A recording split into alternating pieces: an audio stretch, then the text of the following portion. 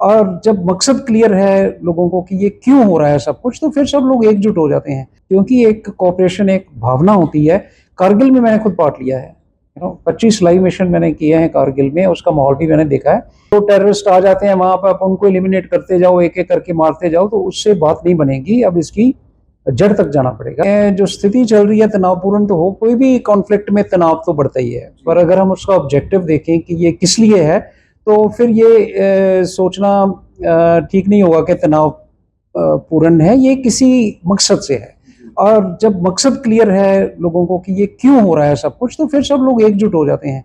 और जब सब लोग एकजुट हो जाते हैं तो फिर वो तनाव से हटके एक कोऑपरेशन जैसी भावना आ जाती है। और मैं बॉर्डर डिस्ट्रिक्ट को बिलोंग करता हूँ पंजाब में, और मैंने देखा हुआ है 71 में, हालांकि वो वॉर थी जहाँ बहुत बड़ी उस ज़माने के हिसाब से बड़ी वॉर थी, जो सब कुछ इक्विपमेंट था यूज़ हो रहा था, पर फिर भी जो लोगों में एक किस्म का उत्साह था, ऐसे लगता नहीं था कि कोई तनाव है, क्योंकि एक कोऑपरेशन, एक भावना होती है। कारगिल में मैंने खुद पार्ट लिया है, 25 लाइव मिशन मैंने किए हैं कारगिल में, उसका माहौल भी मैंने देखा है। कोई तनाव लग नहीं रहा था, ऐसे एक उत्साह जिसको बोलते हैं, जब ऑब्जेक्टिव क्लियर होता है। सर, भारत अब उस ओर चल रहा है कि जड़ से खत्म करने की बात चल रही थी, आतंक को, आतंकी, अब उस ओर जा रहा है इस ऑपरेशन सिंदूर के जरिए। बिल्कुल, वो ना जड़ से खत्म करने की बात, जैसे अब आम लफ्जों में बोले तो लोग कहते हैं कि सिम्टम्स को ट्रीट मत कीजिए, रूट कॉज को ट्रीट कीजिए।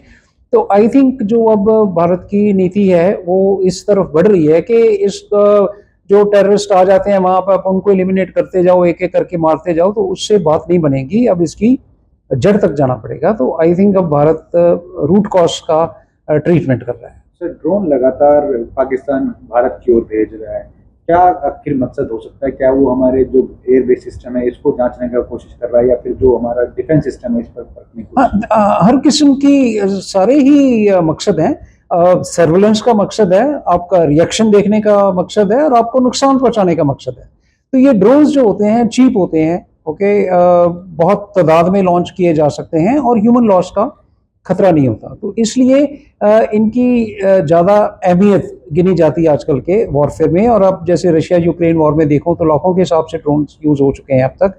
तो इसलिए जो हमारे कॉन्टेक्स्ट में ये चिंता का विषय है from the damage point of view, क्योंकि ज़्यादा तादाद में लॉन्च किए जा सकते हैं, पर हमारे पास क्षमता है, एंटी ड्रोन सिस्टम्स हैं जो हमने टाइम से डेवलप किए हुए हैं, जो इन सबको देख सकते हैं, जो इनसे हमें सेफ रख सकते हैं।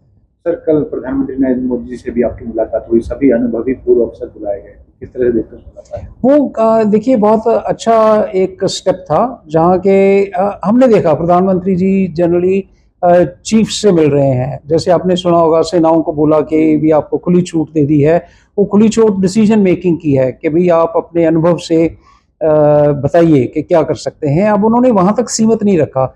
ये एक होती है लीडरशिप की जो सीरियसनेस टुवर्ड्स ए ऑब्जेक्टिव। हम क्या करते हैं कि जब किसी चीज़ के बारे में सीरियस हो जाते हैं तो कोई भी चीज़ नहीं छोड़ते जिससे फ़ायदा हो सकता है।